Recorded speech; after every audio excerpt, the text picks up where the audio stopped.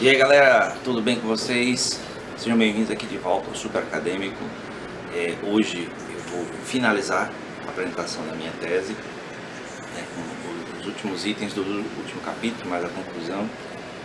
E antes de começar eu queria também fazer a propaganda aqui, do lançamento do meu novo livro de ficção, Clodders, Mary Poppins Além da Nuvem.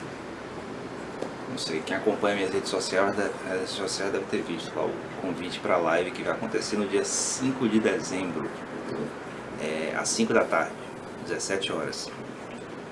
Todos estão convidados para assistir, para participar. E eu falo participar mesmo, porque eu vou colocar o link aberto para participar. Quem quiser assistir, quiser entrar e fazer uma pergunta, dar uma opinião, falar qualquer coisa, vai estar aberto, vai ser bem-vindo para poder participar. Certo? Mas vamos ao vídeo de hoje, Não esqueça de se inscrever no canal, dar like no vídeo, olhar aí na descrição do vídeo as minhas redes sociais, os outros livros também, Esse livro aqui, inclusive, eu estou lançando agora em 2021, 5 de dezembro de 2021 o lançamento. Mas na verdade eu escrevi ele em 2016 e planejava lançar em 2020, por uma questão da própria história. Mas com a pandemia, no ano passado e ainda esse ano, eu acabei adiando, e aí agora está saindo o livro. E eu espero que vocês se interessem por dar uma olhada. É uma história de ficção, não é filosofia nem ciências, nada acadêmico, mas a área de literatura é uma área que eu também gosto, e eu escrevo, certo? E aí eu acho que é uma história bem interessante, certo? Então, se você quiser dar uma olhada para ver se você se interessa também, certo? Bom, vamos começar. Eu estava no capítulo 4, da tese, que fala justamente sobre a difusão social do conhecimento, tendo como instrumento o livro acadêmico digital, Como é que essa difusão acontece através dos sujeitos, Como é que os sujeitos que leem, que recebem as recomendações, que participando do ambiente acadêmico, na pós-graduação, como é que nesse convívio, nessa comunidade de conhecimento, como é que a difusão acontece. Então, eu separo assim, a partir de dois focos teóricos do Michel Foucault, um movimento em que, por um lado, nós, sujeitos que fazemos parte dessa comunidade acadêmica, dessa comunidade de conhecimento, nós estamos ligados por uma rede de relações que são relações de micropoder, que fazem parte de relações de macropoder também, mas as relações de micropoder, elas são mais cotidianas. Então, dentro da teoria de Foucault, as chamadas relações de micropoder são aquelas relações que acontecem entre sujeitos e que essas relações carregam por conta dos agenciamentos que acontecem pelos dispositivos institucionais de poder, como no caso a instituição escolar, uma série de possibilidades de imposição da vontade de algum sujeito sobre outro. Eu enfatizo a possibilidade porque, na verdade, o próprio outro conceito, o conceito de subjetivação, meio que complementa essa ideia de obediência ao poder, de sujeitar, que é a sujeição na relação de micropoder, é complementado pela subjetivação e, na verdade, ele se amplia como noção presente na vida dos sujeitos, porque mesmo diante da possibilidade e da imposição e da disciplina, há sempre a possibilidade do sujeito aparecer como um ser autônomo, porque ele já é autônomo na verdade, mas muitas vezes não aparece como ser autônomo. Então essa autonomia vem através da chamada subjetivação, que eu já falei nos outros momentos, mas aqui nesse capítulo, nesses itens eu vou desenvolver, estou desenvolvendo mais. Então, Primeiro no capítulo eu faço um lembrete do que é esse conceito de sujeição, né? Que tem a ver com essas relações de micropoder. Eu falo que as relações de poder, de micropoder que Foucault trabalha, ele traz principalmente da experiência dele, pesquisando, por um lado, a construção dos saberes, né? Que ele vinha pesquisando desde do doutorado dele, que ele fez a História da Loucura, né?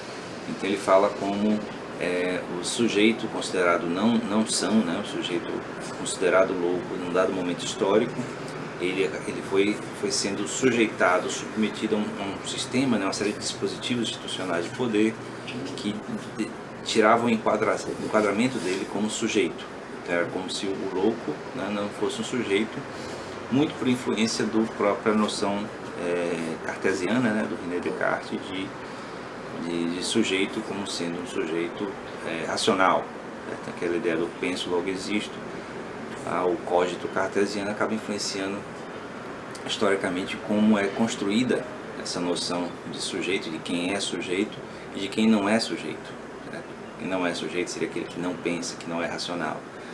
E aí o Foucault ele vai trazer essa primeira ênfase, né, nesse sujeito da loucura, né, o sujeito da, digamos assim, da expressão subjetiva diferente, né, diferenciada. E aí vai elaborando isso, reelaborando isso, usando as formas de saber, né, os saberes científicos, os saberes econômicos, os saberes da própria linguagem, né, da gramática. E todas essas formas de saber vão se impondo aos sujeitos como forma de poder também. Daí vem a expressão saber-poder. E aí quando ele vai ter uma experiência, né, de trabalhar numa prisão nos Estados Unidos, ele vai produzir depois o livro, que eu acho que é o mais conhecido dele, que é o Vigiar e Punir, que aí ele vai trazer essa ideia de que a disciplina aplicada aos corpos dos sujeitos na prisão e extrapolando para outros ambientes, que seriam dispositivos institucionais de poder, né, como o ambiente militar, os hospitais, o hospital psiquiátrico que ele já tinha trabalhado, e também escolas. Então nas escolas os sujeitos teriam impostos sobre si uma série de imposições, né, do dispositivo institucional e dentro das micro-relações presentes na instituição, que fariam com que os sujeitos obedecessem dentro dessas relações as imposições presentes, né? Quando eu falo obedecer às imposições presentes no dispositivo, né, no ambiente, se refere tanto a quem manda quanto a quem obedece. Certo? Então, por exemplo, eu tomo uma relação professor-aluno, né? O orientador orientando, né? O mestre-aprendiz. Essa relação ela é de sujeição para os dois, não só para quem está na posição supostamente inferior, né? De receber o conhecimento, né? De receber as orientações, mas o professor, né, o suposto detentor do conhecimento, ele também está numa relação de sujeição com o dispositivo, certo? É por isso que, como o meu orientador sempre enfatiza, o poder ele não se encarna, ele não está em uma pessoa, não é uma pessoa que detém o poder, há sempre um processo de relação. E nessa relação de micropoder entre professor e aluno, um dos elementos que eu chamo a atenção para colocar a coisa da difusão do conhecimento, tendo como instrumento o livro acadêmico digital, é o fato de que os professores orientadores têm esse papel, esse poder, né, essa possibilidade de sugerir, né, de indicar leituras a partir desse acervo disponível na editora, né, como livro à venda, livro dele de preferência, né, e principalmente os livros digitais disponíveis no repositório, né. E aí vale para qualquer ambiente, por isso que eu extrapolo para qualquer ambiente de acadêmico, pós-graduação e outras universidades e outros editores que têm também seus acervos digitais disponíveis em repositórios. E aí, à medida que esses professores orientadores sugerem e indicam essas leituras, fica por cargo do aluno aceitar, né, essas indicações como sendo válidas para ele, e a partir do momento que ele abraça a leitura e abraça a absorção daquele conteúdo, ele torna seu, que aí vem a parte da subjetivação. Certo? Então, no item 4.3, eu avanço para a noção de subjetivação, como sendo outra noção, outro conceito, advindo do vocabulário de Michel Foucault, sendo que a própria noção de subjetivação é muito difícil de ver como conceito, porque tem a ver com esse aspecto subjetivo, né, de tornar seu. Então, não dá para definir subjetivação como sendo uma coisa, um movimento, dá para entender dentro de um contexto, que é uma coisa também que meu orientador enfatiza no livro dele, né, em 2021, Educação e Humanidades. Então, a ideia de subjetivação tem aí a ver com construção do saber, né, do conhecimento em si mesmo, certo? Então, esse conhecimento e saber está no próprio sujeito. Então, o que a leitura e a absorção dos conteúdos indicados dentro da relação de micropoder, né, dos livros digitais oferecidos que estão disponíveis, é, na verdade, essa ação do sujeito de transformar aquele conhecimento que foi sugerido, né, que foi partilhado, inclusive pode ser por alunos também. Então, dentro da comunidade não tem só a relação professor-aluno como relação de micropoder, mas relação de alunos e alunos, né? E aí esse conjunto de relações, ao trazer para cada sujeito as indicações de leitura dentro do dispositivo, então tem aí uma relação de poder que não tem como escapar dela. Por isso que eu falei lá no outro capítulo, né, no capítulo 2, que são relações ideológicas, né? Então, ter sempre presente os aspectos de relações de poder, relações políticas, e aí essa obediência vai sempre bater, vai sempre encontrar essa ideia da subjetivação, porque o sujeito ele vai tornar seu aquele conhecimento, vai tornar seu aquele conteúdo e vai reescrever, né? Vai reapresentar, reconstruir aquele conhecimento, aquele conteúdo como seu e a sua maneira, certo? Vai dar a cara dele. Que é mais ou menos assim, metaforicamente, né, ou metalinguisticamente, é o que eu faço, ou o que qualquer um faz quando escreve uma tese de doutorado. É pegar um conjunto de conhecimentos existentes, transformar em seu e fazer uma nova expressão sua daquilo ali, né, trazendo o máximo possível, pelo menos o mínimo necessário, de autoria, né, daquilo que é seu, daquilo que é do sujeito autor daquela teoria, né, daquela tese. E aí, então, esse processo de subjetivação ele é contínuo junto com o processo de sujeição nas relações de micropoder. É por isso que nos dois últimos itens do capítulo eu trago a ideia de que o processo de sujeição e subjetivação ele torna a instrumentalidade, né, do livro acadêmico digital apenas um elemento parcial, é apenas um passo para uma compreensão mais ampla da difusão social do conhecimento.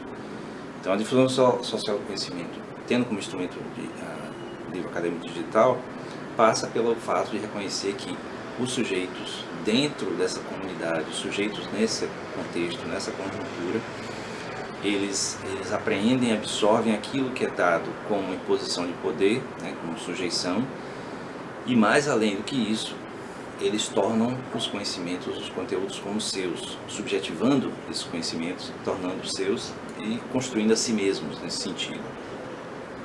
E aí no último item que eu faço essa relação entre o poder, né, e o amor.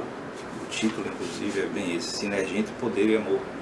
Então, o poder imposto na relação de micropoder no ambiente acadêmico, né, essa comunidade acadêmica, ou comunidade de conhecimento, que me lembro que sobre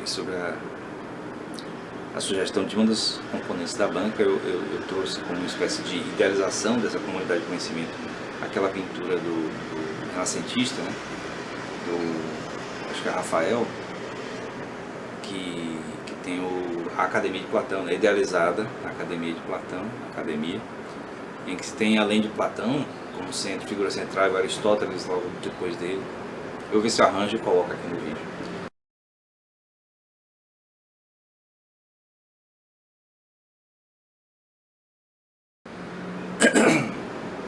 Tem todo um conjunto de pensadores, né, da história da filosofia grega, que assim, é uma idealização porque é uma figura impossível, certo? Esses pensadores eles não se encontraram porque viveram em épocas diferentes, mas é bem interessante ver como a gente idealiza o que seria uma comunidade de conhecimento. Então, dentro desse ambiente, as relações de poder que persistem, né, as relações de poder que estão presentes, não tem como escapar delas, elas são, digamos assim, envoltas numa relação também que é de amor, porque a própria noção de comunidade traz a questão do amor, do cuidado, da atenção para